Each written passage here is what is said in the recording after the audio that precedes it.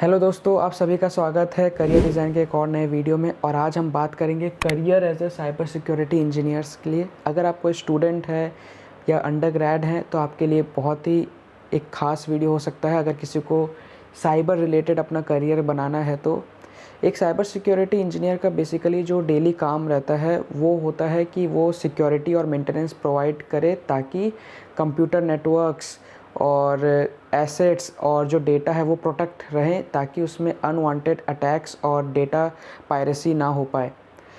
Plus जो लोग इसमें काम करते हैं उनमें ख़ास करके टेक्निकल और नॉन टेक्निकल स्किल्स दोनों होने चाहिए। टेक्निकल की अगर हम बात करें तो उनके पास एक आईटी डिग्री होनी चाहिए, जैसे कि सीएसई में, या कोई बीटेक की डिग्री, चाहे वो नॉन स्ट्रीम से भी हो सकते हैं, मैकेनिकल, इलेक्ट्रिकल, या अगर उनके पास कोई डिग्री नहीं तो उनके पास स्किल ज़रूर होना चाहिए।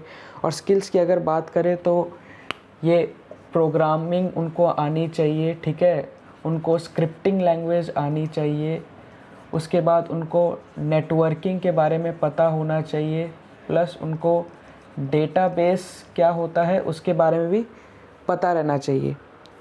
और यही नहीं, उनको पेनिट्रेशन टेस्टिंग, ये सब क्या इसमें रिलेटेड टेक्नोलॉजीज़ और कैसे हम हैक कर सके, एथिकल हैकिंग खास करके, ये भी उन्हें पता रहना चाहिए। ये सब स्किल एक्वायर करने के लिए उनको कुछ सर्टिफिकेशंस भी लेने पड़ते हैं, जैसे कि CEH, सर्टिफाइड एथिकल हैकर, या फिर CISSP। ये सब बेसिकली आपको एक साइबर सिक्योरिटी इंजीनियर और सर्टिफाइड एथिकल हैकर बनने में मदद करते हैं, जिसके साथ आप कोई कंपनी में जाके अप्लाई कर सके और अपना स्किल्स दिखा सके।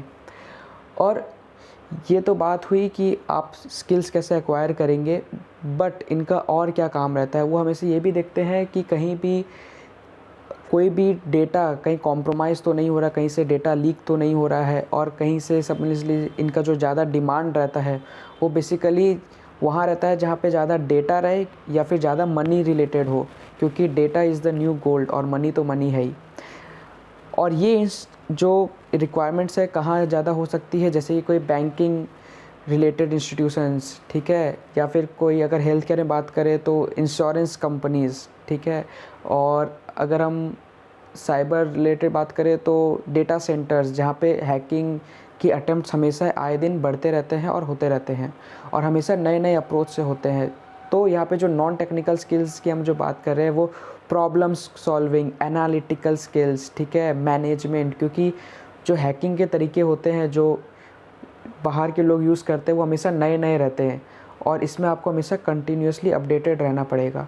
इनकी डिमांड पूरे वर्ल्ड वाइड क्यों बढ़ रही है, क्योंकि मार्केट रिसर्च के अनुसार और उनका पब्लिकेशन ने बताया कि पूरे वर्ल्ड में 250 बिलियन डॉलर्स का मार्केट बाय 2023 ये होने वाला है। तो आप समझ सकते हैं इसमें ग्रोथ कितनी है, और ये हर साल 10% CAGR के ग्रोथ से बढ़ रहा है इनकी डिमांड और वैल्यू। तो ये एक बहुत ही अच्छा करियर है अगर किसी को इसमें बनाना है। और इसमें जनरली जो लोग स्टार्ट करते हो उनके पास कुछ एक्सपीरियंस रहता है, या फिर वो एकदम एनालिस्ट से स्टार्ट करते हैं, जैसे कि नेटवर्क एडमिनिस्ट्रेटर, सिस्टम एडमिनिस्ट्रेटर। और अगर वो जब साइबर सिक्योरिटी बनते हैं तो उसमें जो उनका जो रोल रहता है वो as a cyber security analyst, या फिर साइबर सिक्योरिटी आर्किटेक्ट, ठीक है, या फिर साइबर सिक्योरिटी कंसल्टेंट बनते हैं वो, या फिर SOC या इंसिडेंट रिपोर्टर की जब भी कोई अटैक होगा तो वो इंसिडेंट करेंगे, ठीक है। प्लस साइबर सिक्योरिटी पुलिस भी आप देख सकते हैं हर स्टेट में आजकल है, ताकि जो साइबर क्राइम्स बढ़ रहे हैं उन्हें रोका जा सके। और ये सब जो क्राइम्स बढ़ रहे हैं और इसमें जो इनका जो रिक्वायरमेंट भी इतना बढ़ रहा है, क्योंकि ज़्यादा टेक्नोलॉजी का लोग अब अडॉप्शन कर रहे हैं। मोबाइल फ़ोन अब लोग पहले जितना नहीं चलाते, अब हर साल उनकी डिमांड बढ़ रही है, उसके यूज़र्स बढ़ रहे हैं मोबाइल फ़ोन्स के। अब जो ओल्ड एज लोग हैं उनको इतना टेक्नोलॉजी के बारे में नहीं पता रहता है, तो उनका जो हैकिंग होने का चांस कोई भी डिवाइस का ज़्यादा रहता है। इसलिए वो जो साइबर सिक्योरिटी वो नए नए तरीके भी बनाते हैं ताकि हम उनको बचा सकें। जैसे OTP एक बहुत ही अच्छा टूल है जिससे हम उनकी प्रोटेक्शन दे सके कोई भी यूज़र के मनी और डेटा की, ठीक है।